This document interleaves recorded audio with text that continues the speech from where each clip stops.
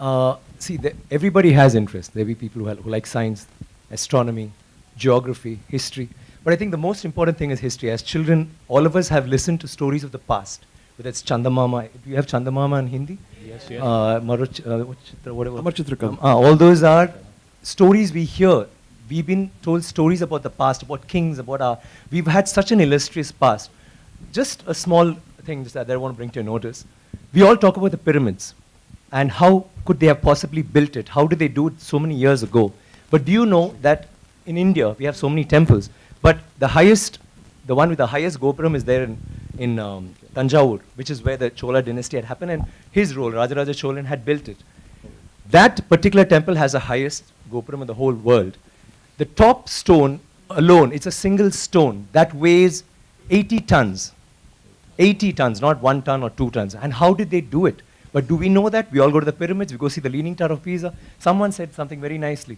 He said, we are actually appreciating a building that doesn't stand. It's falling over and wow, let's take a picture, let's take a selfie, and we're getting excited. But we have temples today that stand and they didn't use plaster. Do you know that for this particular stone, they had to use a ramp which was 6 kilometers long, which was pulled by bulls, elephants, and people. 6 kilometers long to get it up there, without any machinery, without any cranes, without anything. And they didn't have plaster. It's withstood 6 earthquakes. You know what happens when an earthquake comes? Without plaster. What they have done is they have an outer wall, then inside that they have a corridor of 6 feet, which is an open, just a corridor, and then they have another structure inside which goes all the way to the top, which is why they can withstand earthquakes, which is why they stood so long.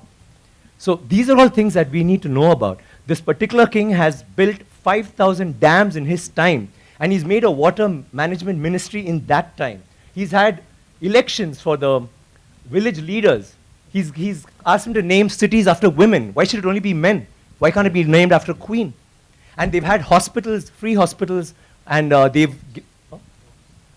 and he actually brought loans. I mean, he used to give loans. He used to help people get dignity, not just throw money around. So this is something that's so illustrious. And this happened in the 9th century. I'm sorry I'm taking so much time. No, it happened in the 9th century when the rest of the world, you talk about superpowers today, the 9th century all this happened when we had the biggest maritime naval thing in the world. And it went all the way to Bali, all the way to Malaysia, and went till we sent emissaries to China. And you know what was the superpower doing then? America hadn't been discovered by Columbus till 500 years later. So think about our culture, think about how advanced we were. We need to be proud of this. It's nothing to do with North India, South India, West India, East India. It is, we are Indians. And we need to feel proud about that. And England is so illustrious, but Englands were invaded by the Vikings, and the Europe was in the dark ages during the 9th century. They had nothing going on. So don't you think we should celebrate history? Absolutely, absolutely.